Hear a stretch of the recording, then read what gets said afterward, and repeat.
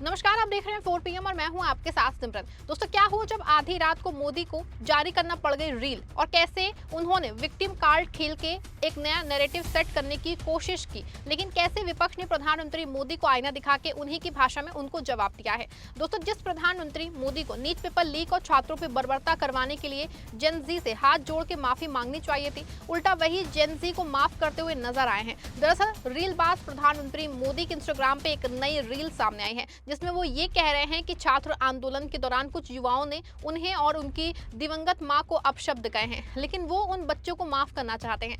अब देखिए, मोदी जी को लगा था कि भावुक होकर जेनजी को पिघला देंगे, लेकिन उनका असर ये हुआ कि विपक्ष मोदी जी और नेताओं को और IT सेल पे ही सवाल खड़े करना शुरू कर दिया है। कांग्रेस ही नहीं बल्कि संजय सिंह और अभिजीत दीप के समेत कई लोगों ने PM मोदी की इस रील के लिए उनको जम के उन पे निशाना साधा है। तो आखिर क्यों PM मोदी को आधी रात को ये रील जारी करनी पड़ी और कैसे इसके लिए उनका ट्रोल होना पड़ा उनके अपने किए कराए पे, दोस्तों बताएंगे आपको इस रिपोर्ट में। दोस्तों, जब मोदी जी फंसते हैं तो विक्टिम कार्ड खेलते हैं। इस बार भी जब जेनजी को लुभाने का कोई पैतरा नहीं काम कर रहा था, उस वक्त उन्होंने आखिरी पत्ता खोलते हुए एक ऐसी रील बनाई जिससे जेनजी पिघल जाए और उनके प्रति वो गुस्सा जो है वो कम हो जाए। ऐसे में उन्होंने फिर से वही मेरी माँ को गाली देने वाला भावुक वीडियो बनाया जैसे बिहार चुनाव से पहले हुआ था, और विक्टिम कार्ड खेलते हुए उन्होंने रोने वाली आवाज में कहा कि गालियां किसी समस्या का समाधान नहीं होती हैं। मैं उन बच्चों के खिलाफ सजा नहीं चाहता, बल्कि चाहता हूं कि समाज उन्हें सही रास्ता दिखाए। उन्होंने आगे कैसे अपनी एक्टिंग स्किल्स का प्रदर्शन करते हुए जेनजी को भावुक करने के लिए क्या कुछ कहा, एक बार आप भी जरा इस वीडियो में देखिए। हाय फ्रेंड्स, आज तो मन करता है बस आपसे ही बातें करूं। जंतर मंतर पर जो कुछ भी हुआ देश और दुनिया ने देखा है।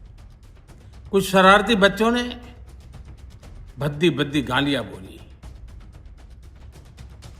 किसी भी सभ्य समाज को शोभा न दे ऐसे शब्दों का प्रयोग किया गया। मुझे तो गालियां दी गई, मेरी स्वर्गीय माता को भी गालियां दी गई। न जाने कितना भद्दा स्वरूप था, लेकिन मैं आज बात करना चाहता हूं कि बचपन में गलतियां होती हैं और बचपन में गलतियों से सुधरने का अवसर भी होता है, और यही तो बचपना है। और इसलिए मैं समाज के अंदर जो आक्रोश है उसको भली भांति समझ सकता हूं। एक कल्चरल शॉक है कि हमारी बेटियां इस प्रकार की भाषा कैसे बोल सकती हैं, लेकिन समय है इन बच्चों को गले लगा करके राह दिखाने का। एक गुमराह बच्चे हैं, उनको राह दिखाना हमारा काम है। उनको सजा देना, अदालतों के चक्कर कटवाना, समाज में उनको प्रताड़ित करना, इससे हम परिस्थितियां नहीं बदल पाएंगे। मैं उन्हें माफ करना चाहता हूं। समाज भी मेरी इस बात को स्वीकार करे, क्योंकि मेरे मन में एक ही भाव है।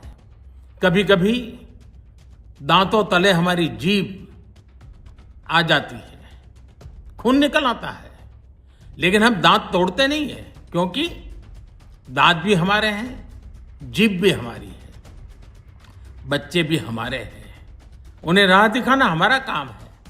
गुमराह को राह दिखाना कठिन होता है, लेकिन कठिन काम हमको करना है। और इसलिए आओ, मैं इन बच्चों को कहता हूं, बच्चों आओ, हम देश के लिए साथ मिलकर के आगे बढ़े, कुछ नया सीखें, गलतियों से भी सीखें, अपने सपनों को लेकर के चल पड़े। देश बहुत आगे बढ़ रहा है, आगे बढ़ने वाला है, और आपका भी आगे बढ़ना निश्चित हो, यही मेरा सपना है। मैं आपके लिए जीता हूं, आपके उज्जवल भविष्य के लिए खपता हूं। आओ हम मिलकर के देश को आगे बढ़ाएं। बहुत बहुत धन्यवाद दोस्तों। बस आओ, गलतियों से सीखो, आगे बढ़ो।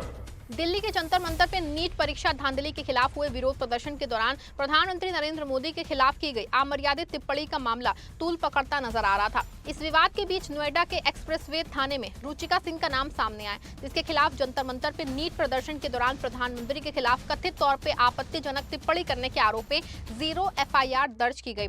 जबकि एफआईआर दर्ज होने से पहले बीजेपी का आईटी सेल ने रुचिका की सारी डिटेल सार्वजनिक कर दी थी।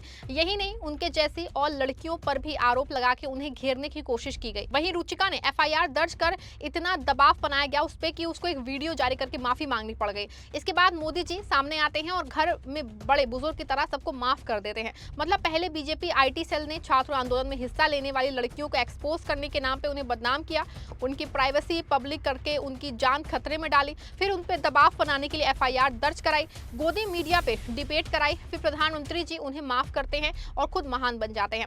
वाह मोदी जी वाह। अब देखिए, अगर मोदी जी चाहते तो चुपचाप इन लोगों का इग्नोर करके उनको आगे बढ़ सकते थे, लेकिन नहीं, उन्होंने इस पे भी रील बना डाली।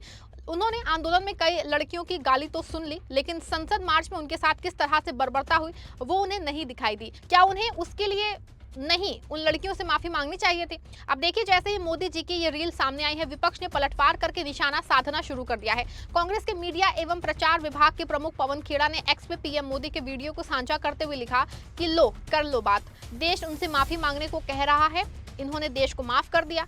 वहीं कांग्रेस की social media chairperson Supriya Shrinate ने एक्स पे लिखा कि ये आईटी सेल वाले रात 11 बजे इनसे इस उम्र में क्या करवा रहे हैं।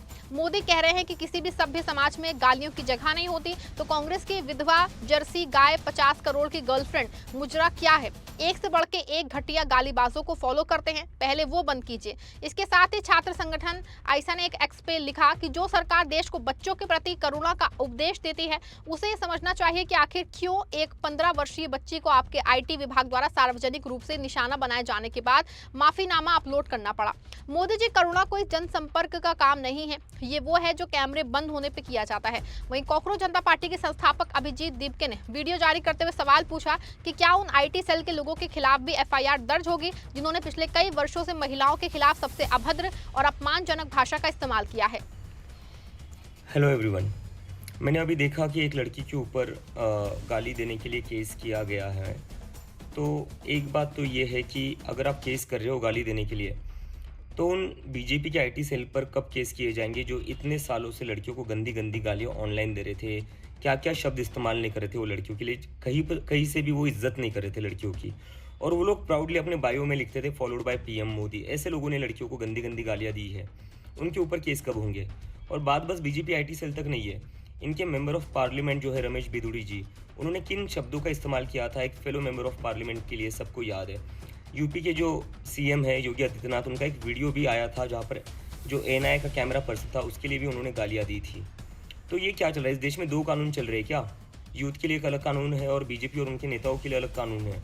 और गाली देना कोई अपराध नहीं है, गाली देना इज़ नॉट अ क्राइम। अगर कोई गाली देता है वो बुरा हो सकता है, वो बुरी बात हो सकती है, तो उसको आप समझाइए, उसको आप कहिए कि गाली मत दो। लेकिन केस किस बात पर किया जा रहा है? अगर गाली देने पर केस करना पड़े तो सबसे ज़्यादा केसेस जो होंगे वो बीजेपी आईटी सेल पर होंगे, क्योंकि सबसे ज़्यादा औरतों को गंदी गंदी गालियाँ उन्होंने ही दी है, और बीजेपी के नेताओं पर होंगे जिन्होंने इतनी गंदी गालियाँ इतने सालों से दी और पार्लियामेंट के अंदर भी दी है। वहीं आम आदमी पार्टी सांसद संजय सिंह ने भी मोदी जी के वीडियो पे अपनी प्रतिक्रिया देते हुए एक वीडियो जारी करते हुए कहा कि मोदी जी, आपकी मां को सिर झुका के नमन, लेकिन ये बताइए आपकी मां है, मेरी मां नहीं है। उन्होंने सवाल पूछा कि आपने कहा विपक्ष वाले मुजरा करे, तो क्या विपक्षी दलों में काम करने वाली महिलाएं किसी की माँ बहन बेटी नहीं होती हैं? आपके लोगों ने जो सुप्रीम कोर्ट के चीफ जस्टिस को माँ बहन की गालियां दी हैं। वहीं मोदी जी के रील पे जन नेता और छात्र नेताओं के अलावा प्रसिद्ध गायक और गीतकार विशाल ददलानी ने अपनी प्रतिक्रिया देते हुए एक वीडियो जारी किया है, जिसमें उन्होंने व्यंग्यात्मक अंदाज में मोदी जी और उनके इकोसिस्टम पे निशाना साधा। हेलो फ्रेंड्स, आज मेरा मन कर रहा है आपसे लंबी लंबी छोड़ूं और नहीं बातें करूं पूरा दिन। ठीक है, तैयार हो ना?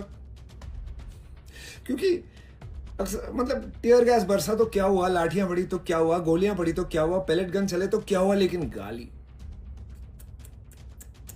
देश का युवा अगर गाली दे तो देश के संस्कार कहां जा रहे हैं आप सोच सकते हैं। हमारे दिल को बहुत दर्द हुआ है ना? मगर गोलियां फाइन, नो प्रॉब्लम, वो सब ठीक है। अरे हाँ, आपके घरों पे भी गुंडे आएंगे, FIR भी कराए जाएंगे आपके मतलब फेशियल रिकग्निशन से, वो भी उस पर बुरा मत मानिए, उसमें कोई बड़ी बात नहीं है। बच्चे जिन्होंने अपनी आवाज़ अपने हक के लिए उठाई है उनको भी कुचला जाएगा, नो प्रॉब्लम, वो बात सारी ठीक है, उसमें किसी को कोई आपत्ति नहीं है। आक्रोश अगर है तो गालियों पे गाली नहीं देनी।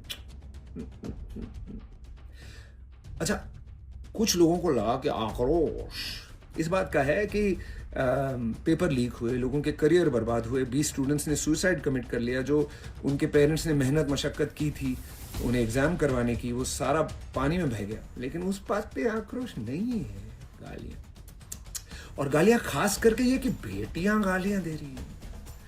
हालांकि बेटियों और बेटों में इस लेवल पे फ़र्क करना, इसको मिसोजिनी कहते हैं, और गोलियाँ चलवा के, मार दिलवा के, बिल पूरा स्टूडेंट्स पे फाड़ देना, इसे गैस लाइटिंग कहते हैं।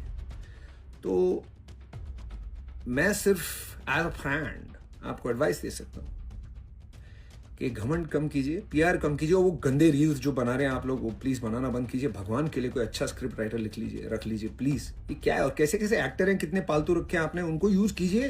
क्या है ये? बट एनीवे, कनेक्शन अगर बनानी है सर यूथ से, तो प्लीज़ असली वाली बनाइए, बेस्ड ऑन म्यूचुअल अंडरस्टैंडिंग। उनकी जो प्रॉब्लम्स हैं उनको आप सॉल्व कीजिए, बस कनेक्शन बन जाएगा खुद, कोई बड़ी बात नहीं है।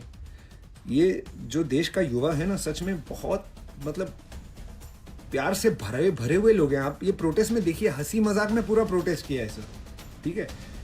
आप अगर अच्छा काम कर दो, सच में एजुकेशन, शिक्षा की जो व्यवस्था है उसमें अगर परिवर्तन आप एक्चुअली ले आओ, तो ये आपके गुण गाएंगे, ठीक है।